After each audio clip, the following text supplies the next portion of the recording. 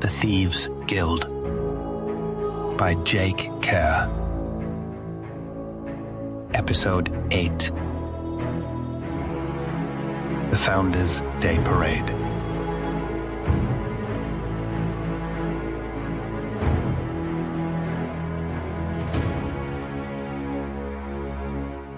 The Founders' Day parties didn't begin in earnest until the parade ended, but that didn't mean that half the populace wouldn't be out dancing and drinking the night before. Ralan used to like to watch the flickering lights of the flats from his brother's office on the night before Founders' Day, but since Ralan was made Guildmaster thief, Lassen wouldn't even talk to him.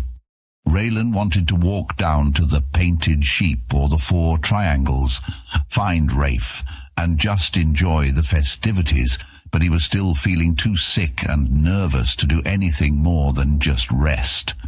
So while Alard finished gathering his guild robes and clothing, Ralan spent a quiet night underground in his quarters.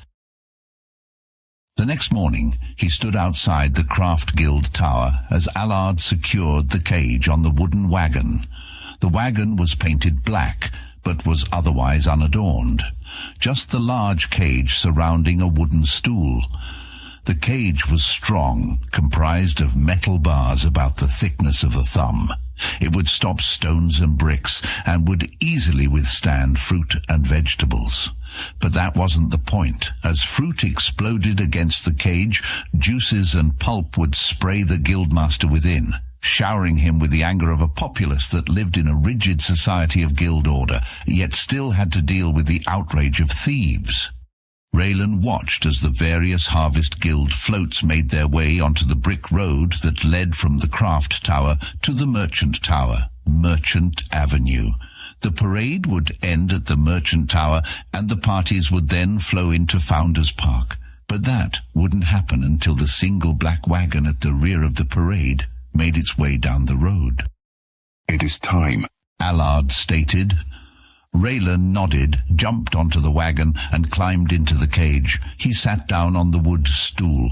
It was nailed to the floor and offered good support. He arranged his freshly made black robe as Alard checked the latch. Ralan reached to pull up his hood, but Alard shook his head. "They have to see your face." "You mean they have to see the garbage dripping down my face?" "That too."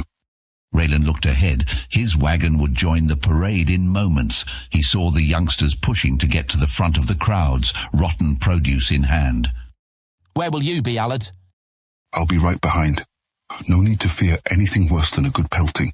Looking over his shoulder, Ralan replied, "There's a danger of worse than that." Alard didn't reply, and the wagon started to move. The wagon hadn't even made it to the official parade route when the garbage started to fly. He had expected to feel juice and bits of fruit and vegetables hit him, and he had planned on a dignified response worthy of Guildmaster Pietro. He would wipe his eyes, smile and wave. His actual response was to cover his mouth with his hands as he bent over, doing his best to stop from retching. The first deluge was of rotten vegetables. The cage stopped the vegetables, but not the brown, sticky goo which sprayed Ralan in the face. He made the mistake of breathing in while wiping his face, and the noxious smell of rot filled his nose. It only got worse from there. While the bars stopped larger rocks, Ralan never realized that some boys use slingshots to launch smaller stones and pebbles. Many of them ricocheted off the bars, but several got through, their impact leaving welts on his entire body. At one point, he felt a small stone hit his ear, and when he reached up, he was sure that it had sliced through, and he was bleeding, but it was only a bit of tomato. He had given up any pretension of smiling and waving less than a quarter of the way down the parade route. His goal was simply to get through the experience with a modicum of dignity. Every so often he would glance around, and the faces he saw disturbed him. He had always approached the parade with an eye toward drenching Guildmaster Pietro with tomato juice. For Ralan, it was always with a sense of fun. In fact, he often used his tosses toward the Guildmaster thief as an excuse to hit the knights lined up across the road. Getting hit in the crossfire was to be expected, but Ralan took particular joy in just missing the cage, only to hit a knight squarely in the chest. So as he looked around, he couldn't understand the numerous scowls and faces contorted with rage. Screams about stolen items were added to the vilest names imaginable, all aimed at him. At one point, Ralan turned to Alard to ask why everyone was so angry. The sight shocked him. While not the target Ralan was, Alard's black cloak was thick with debris. Even as Ralan watched, an apple bounced off of Alard's shoulder. He ignored it, however, and walked onward, his face lost in the darkness of his hood. It got worse halfway through the route.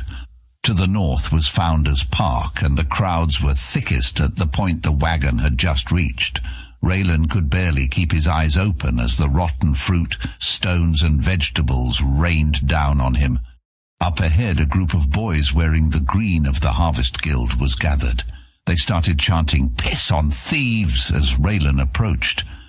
As his wagon passed, they let loose a volley of what looked like animal skins at him. These exploded as they hit the cage, showering Ralan with urine. There were so many thrown at once that Ralan couldn't stop some from getting up his nose and into his mouth. He spat and coughed to the sounds of receding laughter. By the time the parade ended, Ralan's eyes, nose and mouth burned. His body was covered with welts and bruises, and he smelled worse than the barn district. He wiped off as much of the debris as he could as he watched Alard climb onto the wagon. Despite being covered in filth, Alard carried himself with the same military grace and solidity he always did. He opened the cage and handed Ralan a towel. You did well. Ralan looked up at him through bleary eyes. Well, I didn't throw up. Both of them turned to the sound of clapping. Lassen stood beside the wagon with Karch. They both wore their formal deep blue robes. Ralan was tempted to flick a urine-soaked orange rind at his brother. All hail the Guildmaster of Filth. Lassen bowed. My dear brother, I never thought you would ever look worse than in that awful guildless brown. But I dare say right now you look like you were born and raised in the wretched quarter. He tapped his chin with a finger. But still, I must say it is an improvement even with the stench. Karch snickered. Ralan reached down to pick up some rotten vegetables, but Alard put his hand on Ralan's shoulder. Dignity, Guildmaster, he whispered. Ralan stood up straight and looked down at Karch. What was it you told me, Karch? That hurling filth and abuse at the Guildmaster thief is the practice of a child. Then look at your Guildmaster, acting like the child you described. Karch's jaw clenched while Lassen frowned. Ralan rubbed the towel through his hair and laughed. Do you have anything important to tell me, Lassen? I have enough garbage to deal with at the moment. Lassen sneered. No. I and the other Guildmasters have real business to attend to over dinner. You and your disgraced knight can go get cleaned up and crawl back under your rock. I don't believe we need to hear from you for another year, which is about the best news I've heard today. He started to walk toward the merchant tower, but stopped and turned back to face them. I forgot to tell you that we found a problem with the pipes leading to the north wing of the tower, so you'll have to get washed in the upper triangle bathhouse. Ralan cursed his brother under his breath. The one thing he was looking forward to was a hot private bath. Oh, don't worry. With that stench, I'm sure you'll have your privacy. No one would want to be in the same room with you. Lassen smiled and started walking toward the entrance to his tower. He stopped one more time and turned around. I would offer my private bath, but my guild has standards. Ralan jumped off the wagon and watched his brother retreat. As he looked over, he almost didn't recognize Alard. He had removed his robe and was handing it to a boy standing next to him. He was wearing a full suit of chain mail, with his large sword in a sheath strapped to his back. Anyone would have mistaken him for one of the Knight Protectors, except instead of white, his armor was accented in black. Why wasn't I invited to the Guildmaster dinner? Ralan asked through clenched teeth. Alard shrugged. Guildmaster Pietro declined to attend every year. They probably just stopped sending an invitation to the guild. I am not Pietro. His deputy said nothing. Ralan ran his fingers through his dirty hair. Where is the Guildmaster dinner? I believe it is being hosted by your brother this year. That seals it. We will be attending this year, Alard. Before Alard could respond, Ralan was slapped hard on the back. Jolly good show, Guildmaster. Ralan turned to see Raef, a wide grin on his face. Raef, how are you? Ralan stepped forward, but then stopped. I'd hug you, but... He waved his hand across his filthy robes. That's okay, I'm fine. I figured this would be the best place to find you. Are you okay? I'm fine, just a little bruised. Before either of them could continue, Alard spoke up. Guildmaster, if you would like to attend the Guildmaster dinner, I recommend we get moving. The bathhouse is a 20-minute walk. Okay, Alard, but first I want to introduce you to my friend Raef. Alard nodded his head but said nothing. Raef looked Alard up and down. I've seen you before. I always thought you were death wandering the streets of Ness. Ralan punched Raef in the arm. Show some respect, Raef. This is my deputy Guildmaster Alard. I'm sorry, Deputy, I did not mean offence. Although I doubt I'm the only one who has that opinion. Heck, I bet you scare Karch. A pleasure to meet you, Raef. He bowed his head again and then turned to Ralan. We should be going. Can I help? Raef blurted out.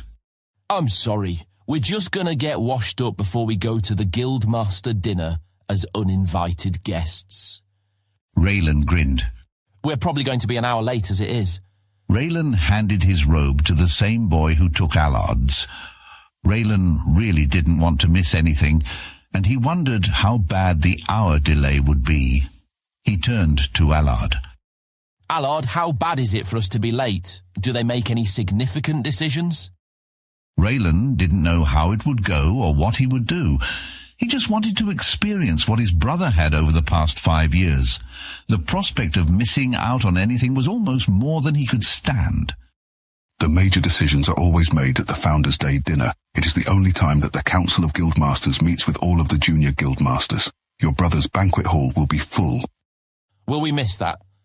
Or do they do official business after dinner? Ralan was committed now. If there was a major inter-guild decision, he wanted to take part. I'm afraid they pretty much discuss and vote while they eat. They tend to start with the big decisions first, so that they aren't made with wine-addled minds later in the evening. Ralan stamped his foot. It's going to start any minute now, Alard. We'll never get back in time. I'm afraid so. I can help. Both Alard and Ralan turned to Raef, who was grinning. I'll go in and cause a big distraction, something that will take them a while to clean up. I bet they won't talk major business until things calm down. Ralan turned to Alard. Do you think that would work? He shrugged. Before Ralan could give his friend the go-ahead, Raef blurted out, But I won't do it unless you apprentice me to the Thieves Guild. Ralan shook his head and smiled. You're crazy. You want to be a thief? His friend nodded. I guess that makes 3 of us. The two shook hands as Alard added, We must all get moving if this has any hope of succeeding. He turned to Raef. Apprentice, you will find access to the dinner rather difficult. I recommend you disguise yourself as one of the waitstaff. I have an even better idea than that. He slapped Ralan on the shoulder and then sprinted toward the merchant tower. We must hurry. Alard noted, walking briskly toward Trader's Bridge and the upper triangle. Ralan followed closely behind. Everyone gave them a wide berth.